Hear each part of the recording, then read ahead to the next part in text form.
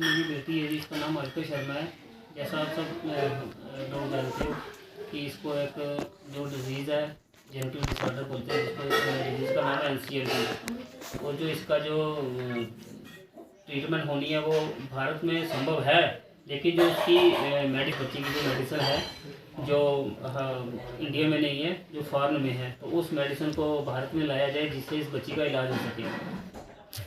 हम इससे पहले मैं सबको मिल चुका हूँ। मैं इससे पहले मेरी बड़ी बेटी थी, उसको भी यही डिज़ीज़ था, जिसकी अब से 10 महीने पहले जिसकी डेथ हो गई। तो सेम डिज़ीज़ वही मेरी छोटी बेटी में भी है। तो पहले मैंने बड़ी बेटी के टाइम भी बहुत गुहार लगाई थी सरकार से, जितने भी यहाँ अधिकारी आते हैं या ऊपर सेंटर से कोई टीम आती है, कोई भी, मैं सबको मिल चुका हूँ। लेकिन मुझे हर बार बस आश्वासन दिया जाता है कि हम करेंगे करेंगे करेंगे, लेकिन पेपर वर्क में कर रहे हैं, लेकिन फील्ड में कोई काम नहीं हो रहा है।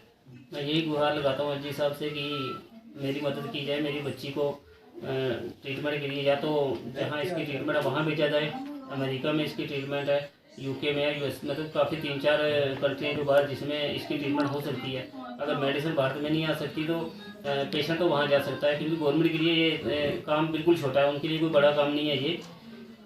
कोरोना के टाइम अगर मेडिसिन हमारे भारत में आ सकती है या भारत से बाहर मेडिसिन जा सकती है, तो बाहर से हमारे देश के लिए मेडिसिन अगर चाहिए तो क्यों नहीं आ सकती।